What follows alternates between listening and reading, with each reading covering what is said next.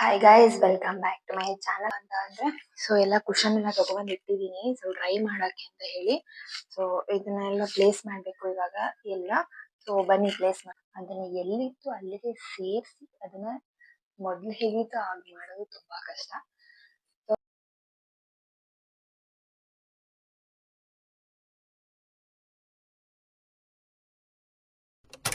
Hi guys, welcome back to my channel.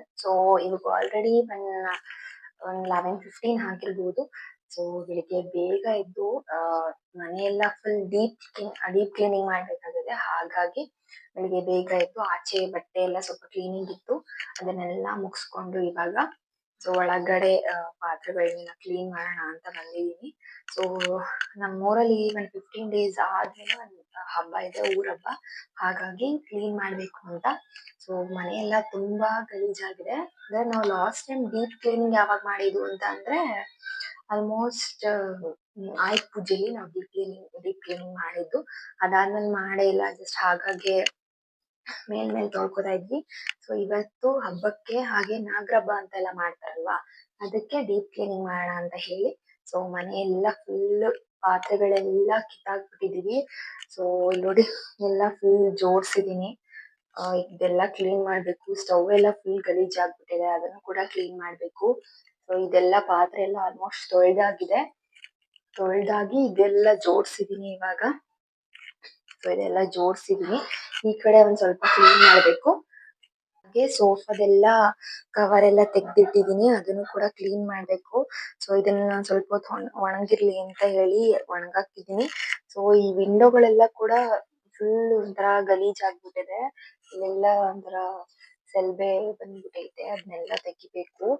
ಒರ್ಸೋಣ ಅಂದ್ಬಿಟ್ಟು ಇದನ್ನೆಲ್ಲ ನೀಟಾಗಿ ಸ್ವಲ್ಪ ತೆಗ್ದಿಟ್ಟಿದೀನಿ. ನೋಡಿ ಇಲ್ಲೆಲ್ಲ ಫುಲ್ ಫ್ರಿಡ್ಜ್ ಎಲ್ಲ ಕ್ಲೀನ್ ಮಾಡಾಯ್ತು ಆಲ್ಮೋಸ್ಟ್. ಎಲ್ಲ ಕ್ಲೀನ್ ಮಾಡಿ ಮತ್ತೆ ಎಲ್ಲ ಜೋಡ್ಸಿದೀನಿ. ಫ್ರಿಡ್ಜ್ ಎಲ್ಲ ಆಗಿದೆ. ಇನ್ನು ಇಲ್ಲಿ ಸ್ವಲ್ಪ ಬುಕ್ಸ್ ಎಲ್ಲ ಇಟ್ಟಿದ್ದಾರೆ ನಮ್ಮನೆ, ಅದನ್ನು ಕೂಡ ಕ್ಲೀನ್ ಮಾಡ್ಬೇಕು. ಆಮೇಲೆ ಈ ಕಡೆ ವಿಂಡೋ ಕ್ಲೀನ್ ಮಾಡ್ಬೇಕು. ಹಾಸಿಗೆದು ಬಟ್ಟೆ ಎಲ್ಲ ಒಗಿಬೇಕು. ಇನ್ನು ತುಂಬಾ ಕೆಲಸ ಇದೆ. ಟಿವಿ ಕ್ಲೀನ್ ಮಾಡ್ಬೇಕು. ಹಾಗೆ ಆ ಕಡೆ ದೇವ್ರ ಫೋಟೋ ಇಟ್ಟಿರೋ ತರನು ಕೂಡ ಕ್ಲೀನ್ ಮಾಡ್ಬೇಕು. ಇಲ್ಲೆಲ್ಲ ಹಾಗಾಗಿ ಇಟ್ಟಿದೀವಿ. ಈ ಮೂಟೆ ಎಲ್ಲ ಶಿಫ್ಟ್ ಮಾಡ್ಬೇಕು. ಇನ್ನು ತುಂಬಾ ಕೆಲಸ ಇದೆ. ಆಚೆ ಕಡೆನೂ ಅಷ್ಟೇ, ಇದು ಕೂಡ ಎಲ್ಲ ಕ್ಲೀನ್ ಮಾಡ್ಬೇಕು. ಇನ್ನೂ ತುಂಬಾ ಕೆಲಸ, ಬೇಗ ಬೇಗ ಎಲ್ಲ ಕೆಲಸ ಮುಗಿಸ್ಬೇಕು. ಅಡುಗೆ ಮನೇಲಿ ಏನು ಅಂತ ಅಂದ್ರೆ ಆಲ್ಮೋಸ್ಟ್ ಎಲ್ಲ ಕೆಲಸ ಮುಗ್ದಿದೆ. ಇಲ್ಲೆಲ್ಲ ಆಲ್ರೆಡಿ ಪಾತ್ರೆ ಎಲ್ಲ ತೊಳೆದಿಟ್ಟಿದೆ, ನೆನ್ನೆನೆ ತೊಳೆದಿಟ್ಟಿದ್ದೇನೆ ಪಾತ್ರೆ ಎಲ್ಲ. ಪಾತ್ರೆ ಎಲ್ಲ ತೊಳೆದಾಗಿದೆ. ಹಬ್ಬಕ್ಕೆ ಅಂದರೆ ನಮ್ಮೂರ ಕಡೆ ಊರ ಹಬ್ಬ ಅದನ್ನೆಲ್ಲ ಮಾಡ್ತಾರಲ್ವ, ಹಾಗಾಗಿ ಪಾತ್ರೆ ಎಲ್ಲ ತೊಳಿತಾ ಇದ್ದೀವಿ. ಈ ಕಡೆ ಏನು ಅಂತ ಅಂದರೆ ಇದು ಹೊಸ ಬೀರು, ಇದನ್ನೇನು ಕ್ಲೀನ್ ಮಾಡಬೇಕಾಗಿಲ್ಲ. ಇದರಲ್ಲಿ ಜಸ್ಟ್ ಏನು ಅಂತ ಅಂದರೆ ಬರೀ ಇದರಲ್ಲಿ ಸುಮ್ಮನೆ ಯಾವ್ದಾದ್ರು ಹೊಸ ಬಟ್ಟೆಗಳನ್ನ ಇಟ್ಟಿದ್ದೀನಿ ಅಷ್ಟೇ, ಏನು ಫಿಲ್ ಮಾಡಿಲ್ಲ ಇದಕ್ಕೆ. ಬರೀ ಇಲ್ಲಿ ನೋಡಿ ರೇಷ್ಮೆ ಸೀರೆನ ಫಿಲ್ ಮಾಡಿ ಇಟ್ಟಿದ್ದೀನಿ, ಒಂದು ಬಟ್ಟೆನ ಸುತ್ತಿ ಅಷ್ಟೇ. ನೋಡಿ ಈ ಕಡೆ ಏನು ಇಟ್ಟಿಲ್ಲ. ಆಮೇಲೆ ಇನ್ನೊಂದು ಕಡೆ ಇದೆ, ಇದು ನಮ್ಮ ಮನೆ ಕೊಡಿಸಿದ್ದು ಬೀರು, ಅಂದರೆ ರಾಜಾರಾಣಿ ಬೀರು ಅಂತ. ಇವಾಗ ಸ್ವಲ್ಪ ಜಾಸ್ತಿ ಸ್ಪೇಸ್ ಇರುತ್ತೆ ಬಟ್ಟೆ ಎಲ್ಲ ತುಂಬ್ಕೊಳ್ಳೋಕ್ಕೆ ಅಂತ ಹೇಳಿ ಇದನ್ನು ತಗೊಂಡಿದ್ದು. ಸ್ಪೇಸ್ ಜಾಸ್ತಿ ಬೇಕು ಅಂದರೆ ಬಟ್ಟೆ ಎಲ್ಲ ಆಲ್ಮೋಸ್ಟ್ ತೊಗೋತಾನೆ ಇರ್ತೀವಲ್ವ, ಹಾಗಾಗಿ ನೋಡಿ ಇದು ಟೊಮೊಟೊ. ಅದನ್ನು ನಾನು ಈ ಕಡೆ ಸಪ್ರೇಟಾಗಿ ಇಡ್ತೀನಿ, ಯಾವುದೇ ರೀತಿ ಫ್ರಿಡ್ಜನ್ನ ಯೂಸ್ ಮಾಡೋದಿಲ್ಲ. ಆಲ್ಮೋಸ್ಟ್ ಎಲ್ಲರಿಗೂ ಗೊತ್ತಿರುತ್ತೆ ಟೊಮೊಟೊನ ಯಾರು ಫ್ರಿಡ್ಜಲ್ಲಿ ಇಡಲ್ಲ ಅಂತ ಹೇಳಿ.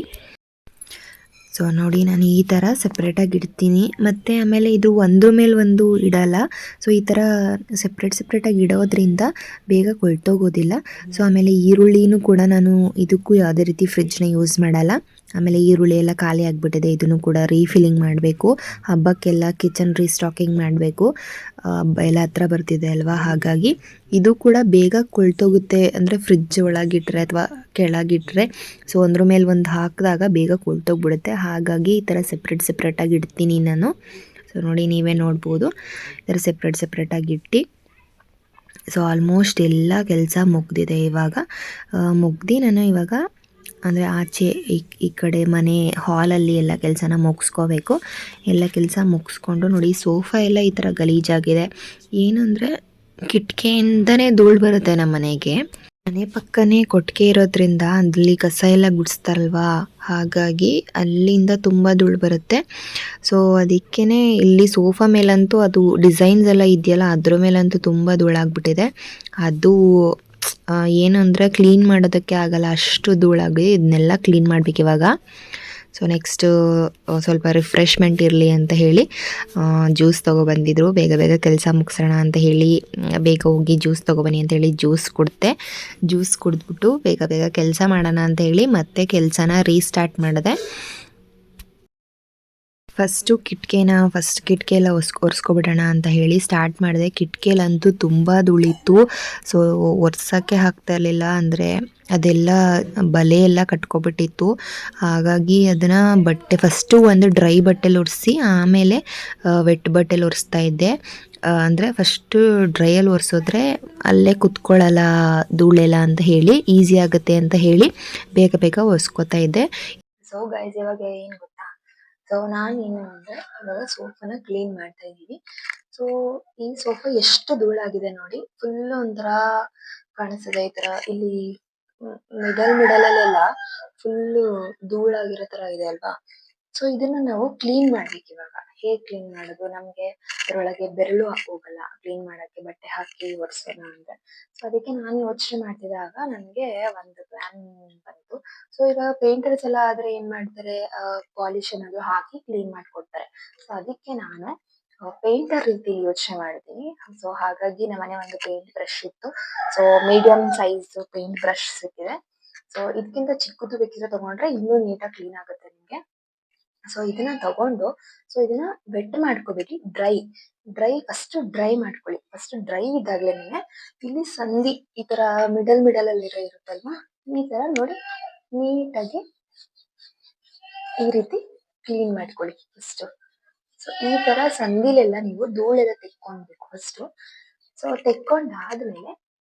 ತೆಕ್ಕೊಂಡಾದ್ಮೇಲೆ ನೀವೇನ್ ಮಾಡ್ಕೋಬೇಕು, ಆಮೇಲೆ ಇದನ್ನ ವೆಟ್ ಮಾಡ್ಕೊಳ್ಳಿ. ಸೊ ಈ ಬ್ರಷ್ ನ ವೆಟ್ ಮಾಡ್ಕೊಂಡು ಮತ್ತೆ ಅದೇ ರೀತಿ ಕ್ಲೀನ್ ಮಾಡ್ಕೊಂಡ್ರೆ ಸೊ ಅದು ಕ್ಲೀನ್ ಆಗುತ್ತೆ. ಸೊ ಈ ಟಿಪ್ ನ ನಿಮ್ಗೆ ಹೇಳೋಣ ಅಂತ ಅನ್ನಿಸ್ತು, ಹಾಗಾಗಿ ಹೇಳ್ತಾ ಇದ್ದೀನಿ. ಸೊ ಈ ಟಿಪ್ ಯಾರ್ಯಾರಿಗೆ ಮೊದಲೇ ಗೊತ್ತಿದ್ದು ಅವರು ಕಮೆಂಟ್ ಮಾಡಿ. ಹಾಗೆ ಈ ಇದನ್ನ ಬಿಟ್ಟು ಬೇರೆ ಯಾವ ತರ ಕ್ಲೀನ್ ಮಾಡ್ತೀರಾ ಅಂತಾನು ತಿಳಿಸಿ ನನಗೆ. ಸೊ ನಿಮ್ ಟಿಪ್ ಏನಾದ್ರು ಯೂಸ್ಫುಲ್ ಆಗಿದ್ರೆ ಅದನ್ನು ಕೂಡ ನಾನು ಯೂಸ್ ಮಾಡಿ ಹೇಳ್ತೀನಿ, ರಿವ್ಯೂ ಕೊಡ್ತೀನಿ. ಸೊ ಕಮೆಂಟ್ ಮಾಡಿ ನೋಡೋಣ ಯಾರ್ಯಾರಿಗೆ ಈ ಯೂಸ್ಫುಲ್ ಆಯ್ತು ಈ ನಾನ್ ಕೊಟ್ಟಿರೋ ಇನ್ಫಾರ್ಮೇಶನ್ ಅಂತ. ದೇವ್ರೆ, ಇವಾಗೆಲ್ಲ ಕ್ಲೀನ್ ಆಗಿದೆ, ಎಲ್ಲ ಒರೆಸಿಟ್ಟಿದೀನಿ. ಸೊ ಇವಾಗ ಒಂದ್ ಟೈಮ್ ಒರೆಸಿದೀನಿ, ಇನ್ನೊಂದ್ ಟೈಮ್ ಒರೆಸ್ಬೇಕು. ಸೊ ಅದೊಂದು ಒರೆಸಿದ್ರೆ ಆಮೇಲೆ ಇದನ್ನೆಲ್ಲ ತಂದು ಅದ್ರ ಜಾಗಕ್ಕೆ ಅದನ್ನ ಇಟ್ರೆ ಇವತ್ತಿನ ಕ್ಲೀನಿಂಗ್ ಡೇ ಮುಗಿತಾ ಇದೆ. ಸೊ ಯಪ್ಪ, ಕ್ಲೀನ್ ಮಾಡೋದಕ್ಕೆ ಟೈಮ್ ತಗೊಳ್ಳಲ್ಲ ಅಷ್ಟು. ಅದನ್ನ ಅಂದ್ರೆ ತಲೆ ಕೆಟ್ಟೋಗಲ್ಲ, ಹಿಂಗೆ ಎಲ್ಲೆಲ್ಲೋ ಇರುತ್ತೆ ಅದನ್ನ ತೆಗೆದು ಕ್ಲೀನ್ ಮಾಡ್ಬಿಡ್ಬೋದು. ಆದ್ರೆ ಅದನ್ನ ಮತ್ತೆ ಅದ್ರ ಜಾಗಕ್ಕೆ ಸೇರ್ಸೋದಿದೆಯಲ್ಲ, ಅದ್ರಂತ ತಲೆನೋವು ಯಾವ್ದು ಇಲ್ಲ.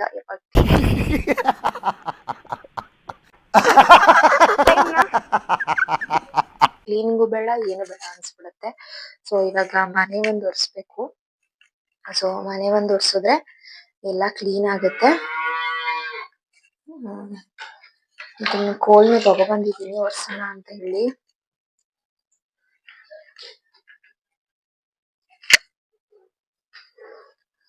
ಸೊ ಒರೆಸ್ತಾ ಇದೀನಿ, ಒಂದ್ ಕೈಲಿ ಫೋನ್ ಇಟ್ಕೊಂಡಿದೀನಿ, ಒಂದ್ ಕೈಲಿ ಒರೆಸ್ತಾ ಇದೀನಿ. ಅದಕ್ಕೆ ನೀಟಾಗಿ ಕಾಣಿಸ್ತಾ ಇಲ್ಲ. ಇವಾಗ ಇದನ್ನೆಲ್ಲ ಅದೆಲ್ಲಿದೆ ಅಲ್ಲಿ ತಳ್ಬಿಟ್ಟು ಆಮೇಲೆ ಒರೆಸ್ಬೇಕು, ಇಲ್ಲ ಅಂದ್ರೆ ಮತ್ತೆ ಗಲೀಜಾಗ್ಬಿಡುತ್ತೆ. ಸೊ ಇವಾಗ ಇದನ್ನೆಲ್ಲ ಒರೆಸಿ ನೀಟಾಗಿ ಅದ್ರ ಜಾಗಕ್ಕೆ ಅದನ್ನ ತಂದು ಇಡ್ಬೇಕು. ಸೊ ಗೈಸ್, ಇವಾಗ ಏನಪ್ಪಾ ಅಂತ ಅಂದ್ರೆ, ಸೊ ಎಲ್ಲ ಕುಶನ್ ಎಲ್ಲ ತಗೊಂಡ್ ಇಟ್ಟಿದೀನಿ, ಸೊ ಡ್ರೈ ಮಾಡಕ್ಕೆ ಅಂತ ಹೇಳಿ. ಸೊ ಇದನ್ನೆಲ್ಲ ಪ್ಲೇಸ್ ಮಾಡ್ಬೇಕು ಇವಾಗ ಎಲ್ಲ. ಸೊ ಬನ್ನಿ ಪ್ಲೇಸ್ ಮಾಡಿ. ದೇವ್ರು ನಿಂಗೆ ಒಳ್ಳೇದ್ ಮಾಡ್ತದ, ನಿನ್ ಜನ್ಮಕ್ಕೆ ಹೋಗೋ. ಬೇಗ ಬೇಗ ಇದು ಫಸ್ಟ್ ಸೀಟ್ ನ ಹಾಕಿದೀನಿ, ಅದ್ರ ಮೇಲೆ ಇವಾಗ ಇದು ಕವರ್ನ ಹಾಕ್ತಾ ಇದೀನಿ.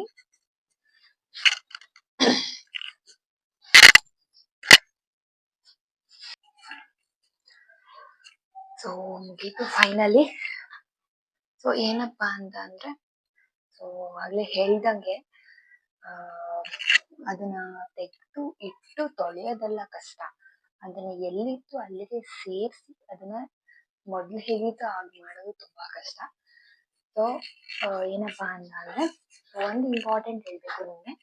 ಆ ಏನದು ಅಂತ ಅಂದ್ರೆ ಈ ಕುಶನ್ಸ್ ಎಲ್ಲ ಇರುತ್ತಲ್ಲ, ಇದನ್ನ ಜಾಸ್ತಿ ದಿನ ಬರ್ಬೇಕು ಅಂತ ಅಂದ್ರೆ ನೀವೇನ್ ಮಾಡಿ ಗೊತ್ತಾ, ಒಂದು ಆಲ್ಮೋಸ್ಟ್ ಒಂದು 2 to 3 hours ನೀವು ಇದನ್ನ ಬಿಸಿಲಲ್ಲಿ ಇಡ್ಬೇಕು.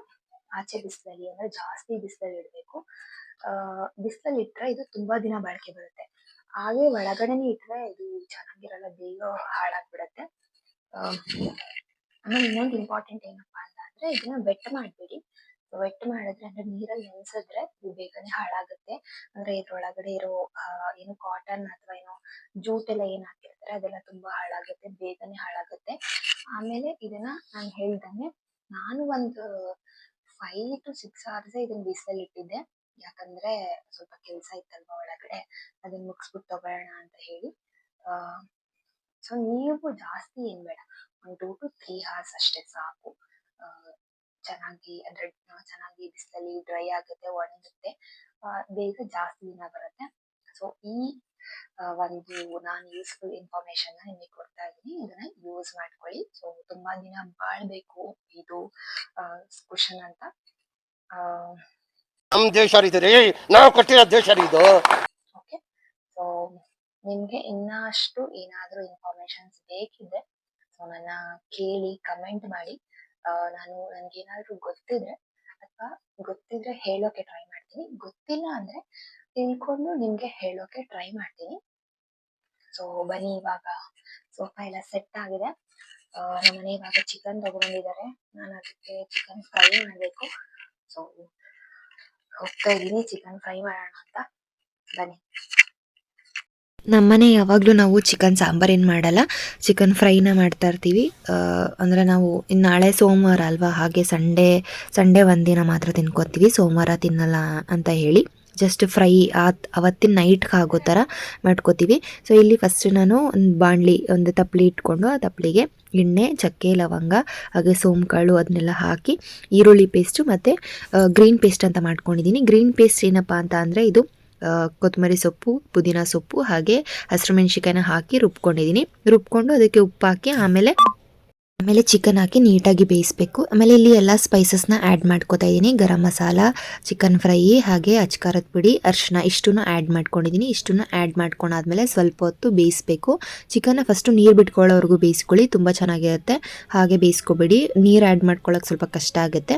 ಸೊ ನೆಕ್ಸ್ಟ್ ನಾನು ಇದಕ್ಕೆ ಸ್ವಲ್ಪ ಕಾಯಿ ರಸನ ಹಾಕ್ಕೊಂಡಿದ್ದೀನಿ. ಅಂದರೆ ಕಾಯಿ, ಕಡಲೆ, ಚಕ್ಕೆ, ಲವಂಗ ಇಷ್ಟನ್ನು ಆಡಿಸ್ಕೊಂಡು ಸ್ವಲ್ಪ ಹಾಕ್ಕೋಬೇಕು, ಯಾಕಂದರೆ ಗ್ರೇವಿ ಥರ ಬರಬೇಕಲ್ಲವ, ಹಾಗಾಗಿ ಗಟ್ಟಿಗೆ. ಸೊ ನೆಕ್ಸ್ಟ್ ಇವಾಗ ನಾನು ನೀರು ಹಾಕ್ಕೊಂಡಿದ್ದೀನಿ, ಎಷ್ಟು ಬೇಕಷ್ಟು, ಅಂದರೆ ಗ್ರೇವಿ ಥರ ಇರೋ ಥರ ನೀರು ಹಾಕ್ಕೊಂಡಿದ್ದೀನಿ. ಅಂದರೆ ಬಿರಿಯಾನಿಗೆ ಅಥವಾ ಸಾಂಬಾರು, ಚಪಾತಿ, ದೋಸೆಗೆ, ಇಡ್ಲಿಗೆ ಈ ಥರ ಆಗೋ ಥರ ಹಾಕ್ಕೊಂಡಿದ್ದೀನಿ. ಸೊ ಇದನ್ನೆಲ್ಲ ಹಾಕಿ ಒಂದು ಸ್ವಲ್ಪ ಹೊತ್ತು ಮುಚ್ಚಿ ಬೇಯಿಸಿದ್ರೆ ರೆಡಿ ಆಗಿರುತ್ತೆ. ಈ ರೆಸಿಪಿ ನಿಮಗೆ ಇಷ್ಟ ಆಗಿದ್ರೆ ಕಮೆಂಟ್ ಮಾಡಿ ನೋಡೋಣ. ಇವತ್ತಿನ ವಿಡಿಯೋ ಇಷ್ಟ ಆಗಿತ್ತು. ಸೊ ಇದನ್ನ ಹೇಳ್ತಾ ನಾನು ಈ ವಿಡಿಯೋನ ಇಲ್ಲಿಗೆ ಎಂಡ್ ಮಾಡ್ತಾ ಇದ್ದೀನಿ. ಸೊ ಈ ವಿಡಿಯೋ ನಿಮ್ಗೆ ಇಷ್ಟ ಆಗಿದ್ರೆ ಪ್ಲೀಸ್ ನನ್ನ ಚಾನಲ್ಗೆ ಇನ್ನೂ ಯಾರ್ಯಾರು ಸಬ್ಸ್ಕ್ರೈಬ್ ಆಗದೆ ಚಾನಲ್ನ ನೋಡ್ತಾ ಇದ್ದೀರಾ, ವಿಡಿಯೋ ನೋಡ್ತಾ ಇದ್ದೀರಾ, ಪ್ಲೀಸ್ ಸಬ್ಸ್ಕ್ರೈಬ್ ಆಗಿ, ಹಾಗೆ ಒಂದು ಲೈಕ್ ಮಾಡಿ, ಶೇರ್ ಮಾಡಿ, ಕಮೆಂಟ್ ಮಾಡಿ. ಏನಾದ್ರೂ ಬೇರೆ ಇನ್ಫಾರ್ಮೇಟಿವ್ ವಿಡಿಯೋಸ್ ಬೇಕು ಅಂತಂದ್ರೆ ಕಮೆಂಟ್ ಮಾಡಿ. ಸೊ ನೆಕ್ಸ್ಟ್ ವಿಡಿಯೋದಲ್ಲಿ ಅದನ್ನೇ ಮಾಡಕ್ ಟ್ರೈ ಮಾಡ್ತೀನಿ. So thank you for watching ಅಂತ ಹೇಳ್ತಾ ಈ ವಿಡಿಯೋನ ಇಲ್ಲಿಗೆ ಎಂಡ್ ಮಾಡ್ತಾ ಇದ್ದೀನಿ. Ta-ta.